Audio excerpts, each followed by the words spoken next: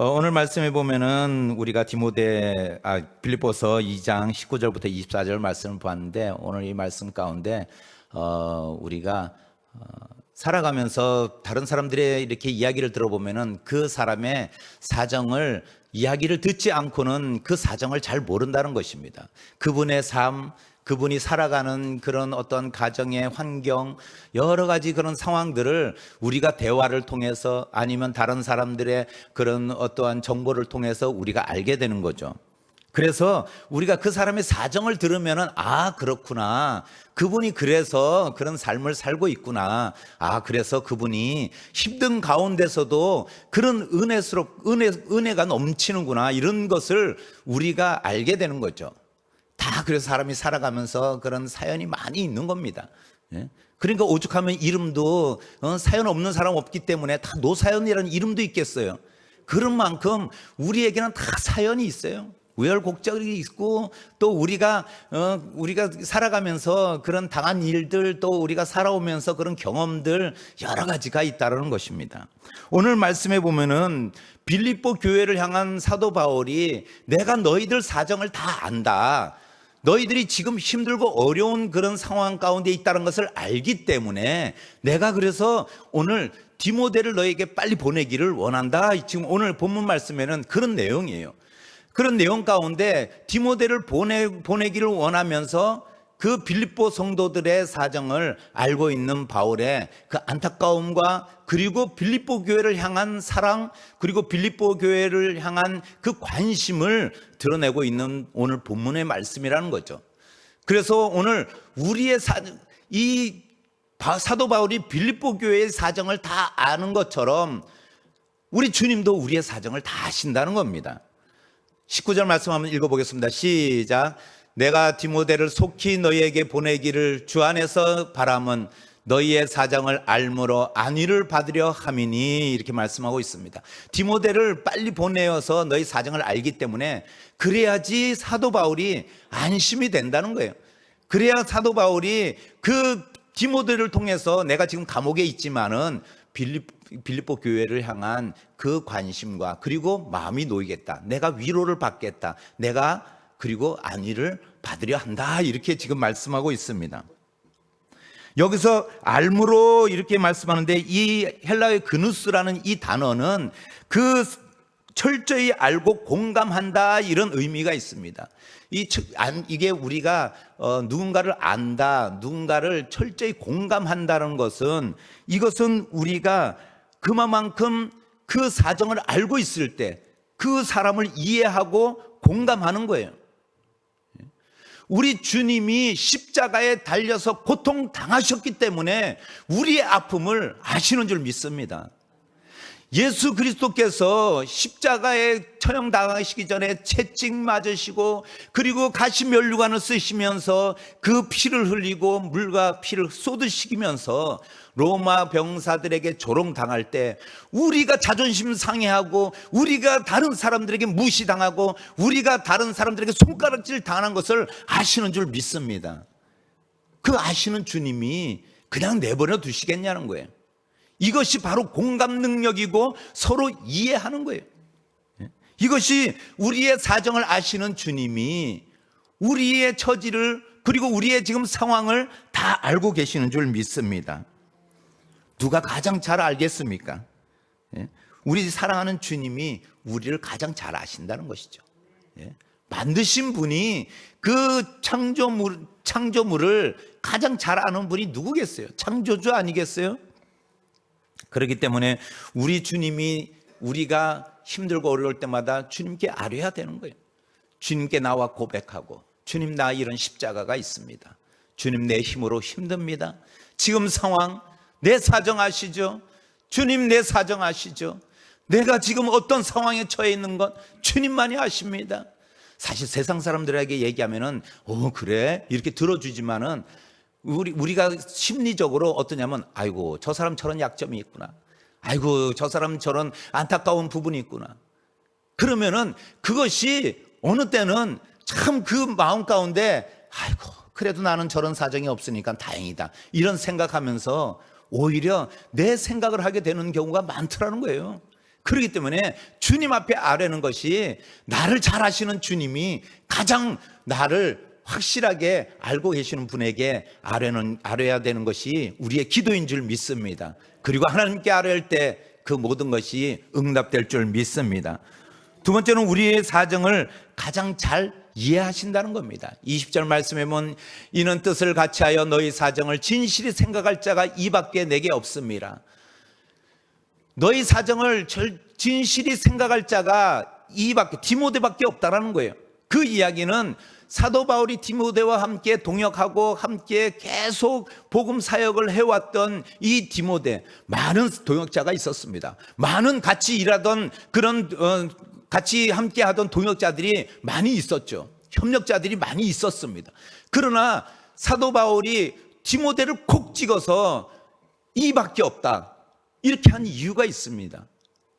그 이야기는 우리가 이 진실이 여기 이야기 속에는 어떤 의미가 있냐면은 이 친족 관계라는 그런 의미가 있습니다. 원어로 보면은 결혼을 해서 그다음 내 어떠한 신체 부위를 척출해서 아니면 내가 혈연으로 맺어진 그래서 합법적으로 태어나서 이런 의미가 담겨져 있어요. 이 이야기는 가족과 같다라는 거예요. 가족이라는 의미를 담고 있는 단어예요.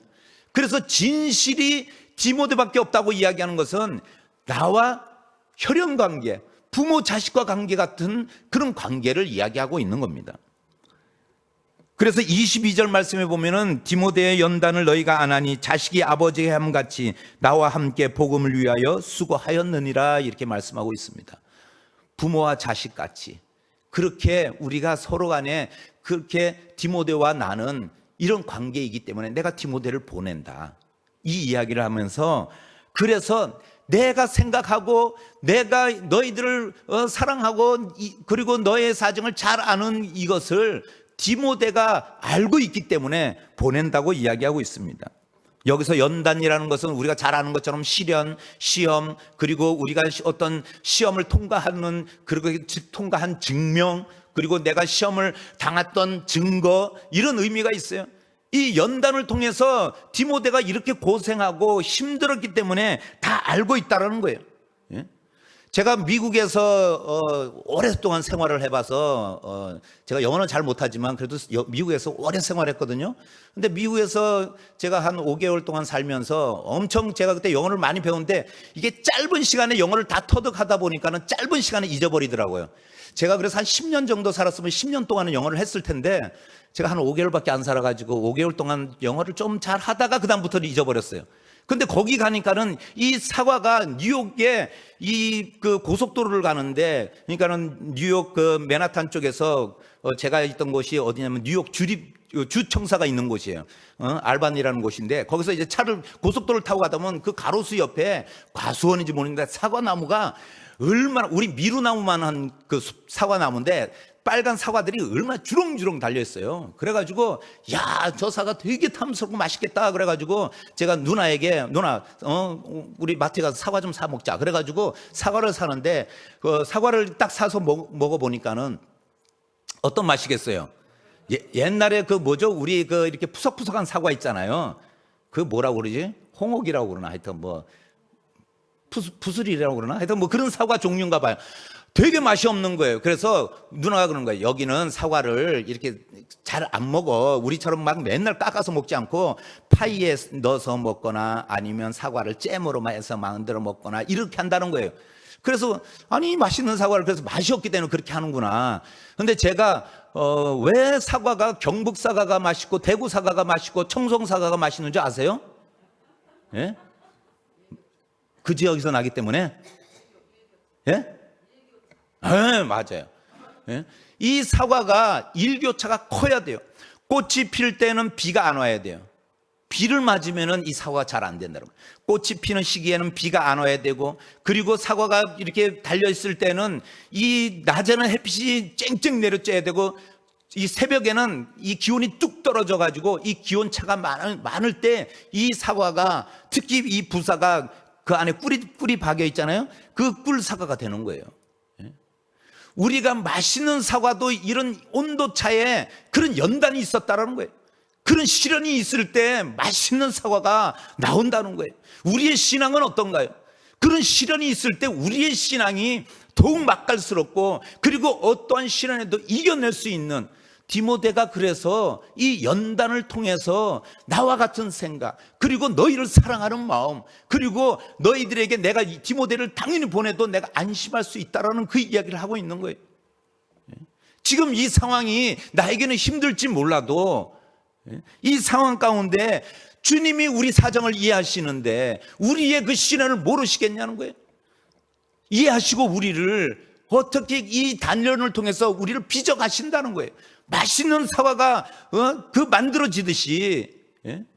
그래서 우리가 신앙에 열심히 이렇게 노력하고 힘든 가운데도 새벽에 나와 예배 드리는 이 예배 가운데 우리가 그 신앙의 그 연단이 차곡차곡 쌓이는 거예요. 이 연단을 통해서 우리가 다음 주님의 사역과 동행하고, 주님과 동행하고 주님의 그 사명에 감당할 수 있는 줄 믿습니다. 이런 연단이 있어야 되는 거예요. 우리가 불평할 필요가 없어요. 그것은 다 우리가 거쳐가야 돼요. 사과가 상품 가치가 있어야지 그 사과가 비싸게 팔리고 그 사과가 좋은 식탁 위에 올라가는 거예요. 우리의 믿음, 우리의 신앙이 그런 연단이 있을 때, 이런 힘들고 어려운 우리가 문제가 찾아왔을 때, 그래 주님, 이것도 주님 또한 통과하게 하실 줄 믿습니다. 나를 가장 잘 이해하시는 우리 주님이 내가 그 때를 딱 했을 때, 그 때가 되었을 때 이 모든 것을 이기게 하실 줄 믿습니다. 이런 믿음으로 승리하시길 예수님의 이름으로 축복드립니다.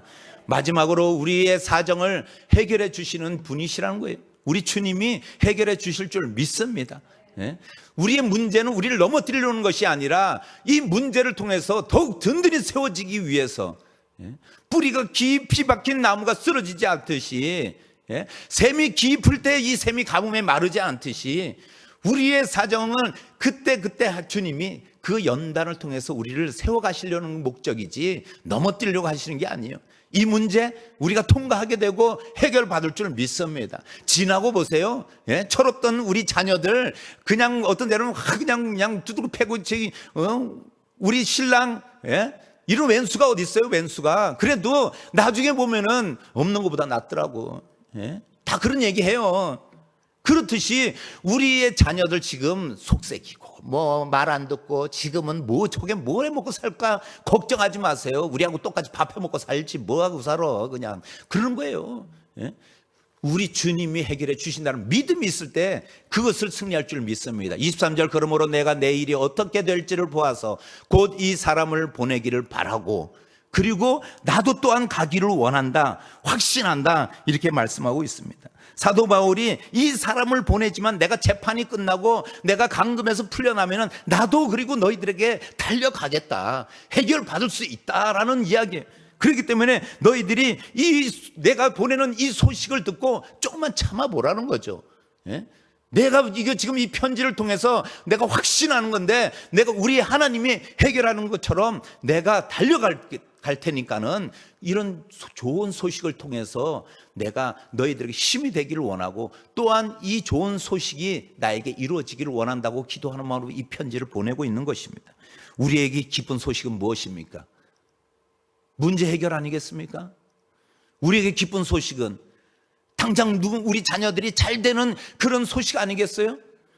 내가 꽉 막혀있던 것이 시원하게 뚫어지고, 묶여있던 우리의 모든 질병과 경제적인 문제와 우리의 생각과 우리의 모든 마음을 옥죄고 있는 것들이 결박이 끊어지는 그 모든 소식이 좋은 소식이 아니겠어요?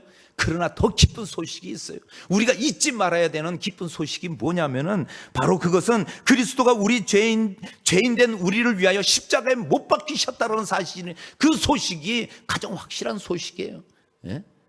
우리 문제 해결도 중요한 그 소식이지만은 예수 그리스도가 나를 위해 십자가에 못 박히셨다는 소식, 그 소식이 나를 위해서 예수 그리스도가 못 박혔다면 우리 문제가 되겠냐는 거예요. 성경 말씀에 예수 그리스도가 십자가에 못 박혔다는 사실이 어떠한 전설이나 그리고 꾸며낸 이야기겠어요? 그 사실이 믿어지고 나를 향한 그 십자가의 사건이라고 그런 확신이 있다면 뭐가 문제가 되겠어요? 우리의 사정이 다 해결받을 줄 믿습니다. 또 한 가지는 예수님의 그 사랑이 확실한 소식이에요. 그 십자가의 그 사랑이 나를 위해서 십자가의 사랑이라면은 뭐가 두렵겠냐는 거예요. 뭐가 염려되겠냐는 거예요. 예? 그만큼 확실한 소식이 어디 있겠어요. 예? 지금 아무리 우리가 기적이 필요한 그런 내가 상황 가운데 놓여 있다 할지라도 예수님이 나를 사랑하시고 나를 만드신 하나님이 십자가에 달려서 피와 물을 쏟으시면서 사랑하셨는데 그 사랑이 그 사랑이 내 안에 있는데 뭐가 문제냐. 나를 그토록 사랑하시는데 죽기까지 사랑하셨는데 뭐가 두렵냐는 거예요. 사랑에 목말라 있는 이웃들에게 이 사랑을 전해야 돼요. 이 땅에서의 삶이 마지막이라고 생각하는 세상 사람들에게 예수 그리스도가 너를 위해 죽으셨다라는 그런 소식을 전해야 되는 거예요. 우리가 그런 소식에 확신이 있다면. 또 한 가지는 그리스도의 재림과 영원한 심판이 있다라는 확실한 소식입니다. 이 땅의 삶이 끝이 아니라는 것을 우리는 잘 알고 있습니다. 제가 장례를 여러 번 치러보면서 제가 가장 안타까운 그런 장례식이 뭔지 아세요? 우리 부모님, 우리 자녀들, 그리고 내 친족이 믿지 않아서 제사상 차려놓고 예배 드려달라고 그럴 때 제 마음, 제 속이 가장 속상해요. 누구를 위해서? 그렇기 때문에 우리가 이 심판이 있다는 것을 우리가 알고 깨닫고, 우리에겐 영원한 삶이 있지만은 믿지 않는 우리 가족들, 믿지 않는 우리 부모님들, 그리고 믿지 않는 우리 이웃들에게 그 심판이 있다는 것을, 그 소식을 이야기해 줘야 된다는 거예요. 마지막으로 믿는 자에게는 영원한 생명을 얻는다는 확실한 소식이에요. 요한복음 3장 16절 말씀 우리가 다 아시죠? 외우라고 그러면은 우리가 아침부터 머리에 쥐날 거니까는 제가 읽어드릴게요. 하나님이 세상을 이처럼 사랑하사 독생자를 주셨으니 이는 저를 믿는 자마다 영생을 얻게 하려 하심이라. 멸망치 않고, 아나 모르나 제가 알아본 거예요. 그래서 혹시나 해서 멸망치 않고 영생을 얻게 하려 하신다는 거예요. 이것이 우리에게 영원한 삶을 허락하신 줄 믿습니다. 오늘 우리에게는 믿음이 있기 때문에 이 땅에서의 우리에게 다가오는 죽음 아무것도 아니에요. 저도 늘 그런 마음 가운데, 부활의 신앙이 바로 그런 신앙 아니겠어요? 우리는 이 땅에서는 죽는다고 할지 모르지만은, 그러나 다시 우리가 천국에서 영원한 삶을 살 수 있다는 것, 이것이 우리에게는 가장 기쁜 소식인 줄 믿습니다. 이 소식을 붙들고 오늘도 우리가 사명 가운데 또 믿음 가운데 믿음의 길을 달려가야 될 줄 믿습니다. 오늘도 믿음으로 영생을 얻으신 우리 모든 성도님들, 오늘 하나님의 은혜와 축복이, 부활의 기적이 우리 모든 삶에, 그리고 우리 가정과 우리 자녀들에게 충만하게 임하시기를 예수님의 이름으로 축복드립니다. 예수님의 이름으로 축복드립니다. 기도하시겠습니다.